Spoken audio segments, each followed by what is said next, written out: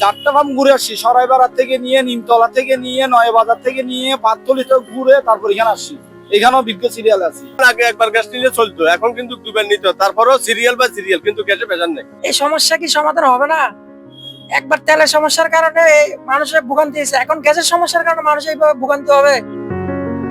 তেলের ধাক্কা সামলাতে না সামলাতেই এবার গ্যাস সংকটে নাকাল পরিবহন খাত। সিএনজি ফিলিং স্টেশনগুলোতে ঘন্টার পর ঘন্টা দীর্ঘ লাইনে থেকেও মিলছে না পর্যাপ্ত গ্যাস। 4-5 দিন ধরে গ্যাসের ভোগান্তি, গ্যাসের জন্য অনেক ফেরা, মালিকের জমা কম নিচ্ছে না। আমি 400 টাকার গ্যাস বলি, 250 টাকার গ্যাস পাইছি। হাওয়া এই 150 টাকার মতন আইবো, আর আদি হাওয়া যেভাবে আমি একবার আসতাম, হয়তো আসতে হয় দুইবার। আগে একবার গ্যাস নিলে চলতো, এখন কিন্তু দুবার নিতে হয়। তারপরেও সিরিয়াল বা সিরিয়াল, কিন্তু গ্যাসে ভেজাল নেই। বন্দরনগরী চট্টগ্রামের মোড়ে মোড়ে প্রায় সব সিএনজি ফিলিং স্টেশনেই এখন ভোগান্তির চিত্র। চাপ কমে যাওয়ায় স্বাভাবিক গতিতে মিলছে না গ্যাস, ফলে লাইনে দাঁড়িয়েই কাটছে চালকদের দিনের একটি বড় অংশ।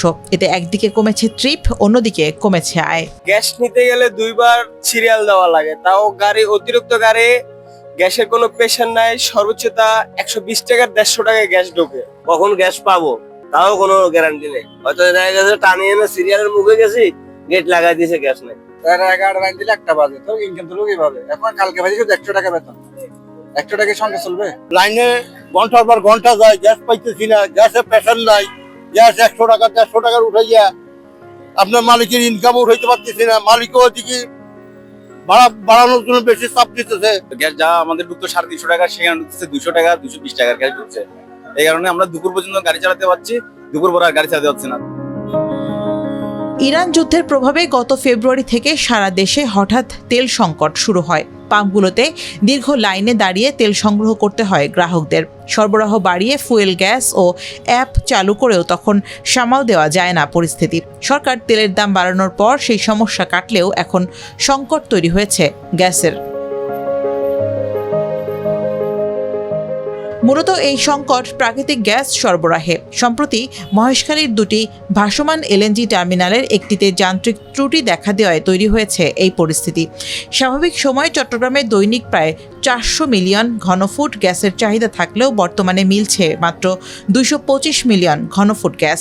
ফিলিং স্টেশনের মালিকরা বলছেন, লাইনে অন্তত 15 PSI চাপের গ্যাস প্রয়োজন, কিন্তু মিলছে মাত্র 3 থেকে 5 PSI।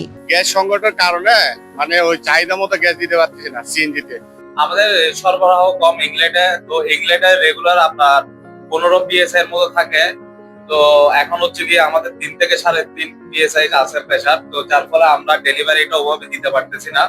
এমনি যদি রেগুলার যেরকম থাকে আপনার 15 PSI, তখন আপনার হচ্ছে 3000 থেকে 3500 এর মতো ডেলিভারি দিতে পারি কমপ্লেস করার পর। এই সংকটের কারণে শিল্প কারখানা ও আবাসিক এলাকাতেও কমেছে গ্যাসের চাপ। এতে অনেক এলাকায় ঘন্টার পর ঘন্টা জ্বলছে না চুলা। একই সঙ্গে ব্যাহত হচ্ছে শিল্প খাতের উৎপাদনও।